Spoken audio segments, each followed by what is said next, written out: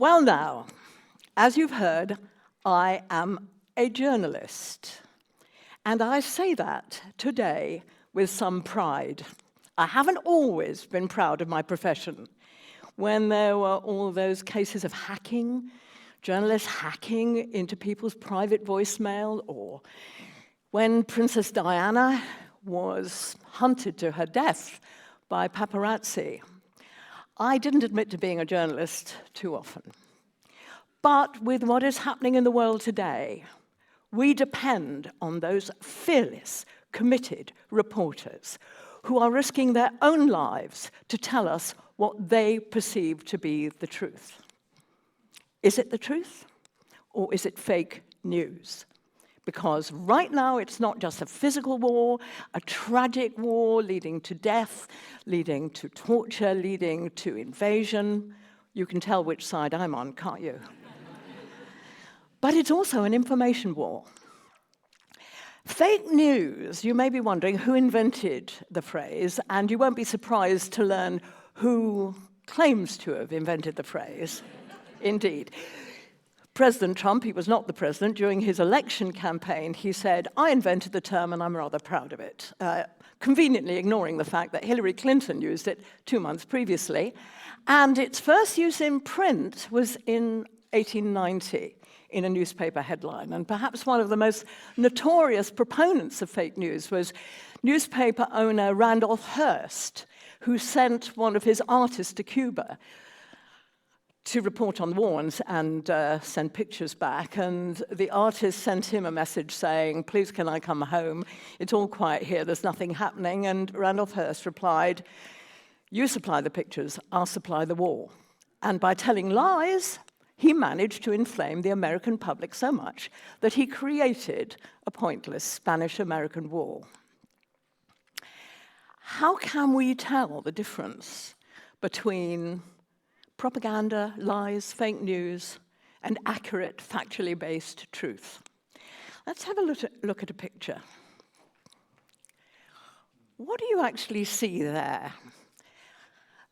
Some of you might remember Sue Lawley was reading the news one evening when there was a slight scuffle in the studio, and what we couldn't see was that there was a protest by some women who had tried to break into and interrupt the news bulletin and were being sat on by Nicholas Witchell. And it's always been a sadness in me that the cameras didn't turn around and show us that. Sue kept going. So this could be just a pointless bit of protest by a lady who wanted to draw attention to herself. Could be, couldn't it? Or it could be the act of an extraordinary, half Ukrainian, half Russian woman journalist whose placard reads, "No war, don't believe the propaganda. They're lying to you." She has been fined for doing that, and her son says he won't forgive her for destroying the family life. But the fact is that the vast majority of the viewers to state television on which this happened will not believe her. They believe what they're being told. And what they're being told, as you know, is there isn't a war, there isn't an invasion, there's a special military operation to try and clear out the neo-Nazis who are dominating Ukraine, who really want to be part of Russia. Why do they believe that? There is a syndrome called confirmation bias, and we're all prone to it. We believe what we want to believe. We want to believe that our leaders have integrity, are telling us the truth. It takes quite a lot of jumping up and down and providing other evidence for us to disbelieve our leaders. And that's what's happening in Russia. They've been told for years that Ukraine should be part of Russia, is part of Russia, and that therefore what is happening is liberation. This gentleman is quite distinguished. He's the Russian ambassador to Ireland, and he was interviewed on Irish television about the fact that troops were massing on the border with Ukraine, and he was asked whether this meant there was going to be an invasion. Absolutely not, he said. There would be no military point in it, there would be no economic point in it. There would be no political point in it. It is an insane idea. He said that on February the 15th. On February the 24th, Russia invaded Ukraine. Did he believe what he was saying? Or was it a deliberate lie? Are ambassadors always trained and paid to lie on behalf of their government? Well, I don't know. Can you tell? I can't tell. But there is something called the big lie. Now, this actually was written about by Hitler in Mein Kampf. And I need to quote him accurately. He said, if you want to persuade the crowd, the public, a nation, to believe and follow you, you have to tell the big lie. Not just a little lie, a big one. Because, he said, it would never come into their heads to fabricate colossal untruths, and they would not believe others could have the impudence to distort the truth so infamously. Okay, so what happens when, like the poor old ambassador, in 9 days, he's proved to have told a complete lie? It doesn't matter. Even though, he says, facts which prove this to be a lie may be brought clearly to their minds, they will still doubt and waver, and will continue to think there may be some other explanation. For the grossly impudent lie always leaves traces behind it, even after it has been nailed down, a fact which is known to all expert liars in this world and to all who conspire together in the art of lying. And of course, Hitler's big lie was directed at his favorite scapegoat, the Jews, and it led, as we know, to persecution, extermination, the Holocaust. But, I mean, there have been other victims of the big lie. In the Middle Ages, old women, speaking as an old woman, were obvious victims of the myth of witchcraft. They were blamed for any harvest that failed. They were blamed for spreading plagues. They were ducked. They were drowned. They were burned. They were crushed to death. Are we immune in our day and age from the big lie? Well, people have tried. People try to break through. This also happened in Russia. This happened in a little local television station. And what they were trying to do was use sarcasm and satire to break through the big lie. Because here's another clue for you. If draconian laws are brought in, which mean that if you say anything the government doesn't approve of, you go to jail, somebody's lying to you. That is the law that they brought in at Russia. People who attempted to talk about an invasion, to protest about an invasion, stood to be tried, convicted, and sent to jail for up to 15 years. So this little local television program in Russia decided to try and use satire, try and use sarcasm. And what this says is, it's laid out like the signs you get beside roadworks. And what it says is, move along, nothing to see here, there's no crisis, the ruble is riding high, there's no economic collapse, everything's fine. Well, they were closed down. Am I wrong just to blame Russia for the big lie, or Hitler for the big lie? Well, he's talked a lot about the big lie. Now, to Trump, the big lie is Joe Biden's big lie of claiming to have won the election. To you and me, perhaps, it's the other way around. To you and me, the big lie is his claim that the election was completely fraudulent. Okay. Just before, at his famous rally, when the groups of supporters went off to storm on and break into Capitol Hill, he said to them, we didn't just win the election, we won by a landslide.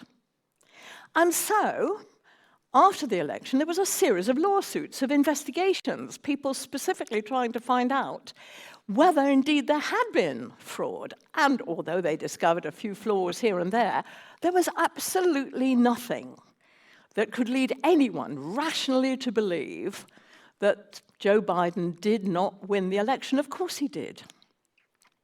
There's been a recent poll of the Republican Party.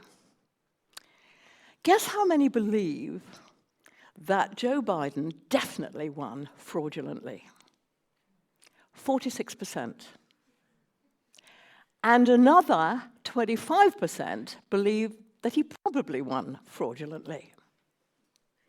So you see, when Hitler says that a big lie leaves traces behind it, even when the evidence, the factual evidence, proves that it's completely false, it remains engraved on people's minds.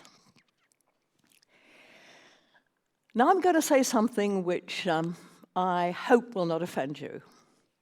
But one of the concerns I have in the way our minds are trained is faith. What is faith? Faith is believing without evidence. Faith is trusting, shutting your eyes and trusting. Whatever anyone else may say, you believe it because you have faith. And that does worry me, because I think it trains us to shut off that bit of our brain we need so badly, which is the logical bit.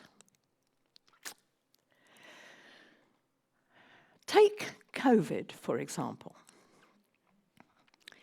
You know and I know that all the scientists, every evening, all the medical experts stood up over and over again and said to us, test, keep testing, and vaccinate, vaccinate, vaccinate. Did they convince everyone? We know they didn't. We know that there are people, some of them fit young people, who embraced the theory that vaccination had serious side effects, perhaps worse than the virus, and refused to be vaccinated. And we know some of them died. Needlessly, pointlessly. Why do we do this to ourselves? Why, as human beings, are we so vulnerable to the big lie, the lie that's repeated over again, the lie we have faith in? Why is that? Well, let me quote to you from another author. Actually, unlike Hitler, I have the highest regard for this one. His name is Yuval Noah Harari. You may know him from his international bestseller, which was called *Sapiens*. Have you read that? There's a very interesting passage in *Sapiens* in which he says that the reason Sapiens won in the end over the Neanderthals is that the Neanderthals, also hominids, could only persuade those around them, that is their family or their immediate pack, to help them, support them, and follow them. Whereas Sapiens had this amazing skill of believing in something they couldn't see, like patriotism, nationalism, or an abstract like Britannia, Arsenal Football Club. And what it meant was that you could unite not just 20 or 40 or 50, but millions of people, okay? Well, Harari picks up this theme in his most recent book, which is 21 Lessons for the 21st Century, in which he describes in detail the way that Putin would defend and explain his invasion of Ukraine, and he wrote this well before it actually happened. And he says, Homo sapiens is a post-truth species whose power depends on creating and believing fictions Indeed, he says, Homo sapiens conquered this planet thanks above all to the unique human ability to create and spread fictions. We are the only mammals that can cooperate with numerous strangers because only we can invent fictional stories, spread them around, and convince millions of others to believe in them. As long as everybody believes in the same fictions, we all obey the same laws and can thereby cooperate effectively. So, according to Harari, as human beings, it's our strength. We can create a fiction and we can unite behind it. Is it our strength? Do we see that happening in the world today? The fiction that maternity hospital in Ukraine was not operational, that the women being carried out of it on stretchers were actresses, that the Ukrainians are bombing their own residential flats, and most recent of all, as I speak to you today, that the bodies still lying in the streets have been staged by Ukrainians, that no Russian army would ever do that. And who knows what tomorrow discoveries are going to bring in this information war. Now, I'm behaving, aren't I, as if I can tell the difference between fact and fiction. What am I saying? Am I saying that because images exist, we know what's true and what's false?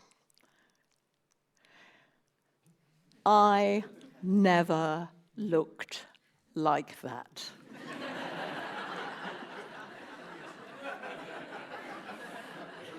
I say it in some sadness. It was before the advent of the Photoshop, you know. This was just retouching. But in fact, it's telling a lie. So we must not always believe everything we see or hear.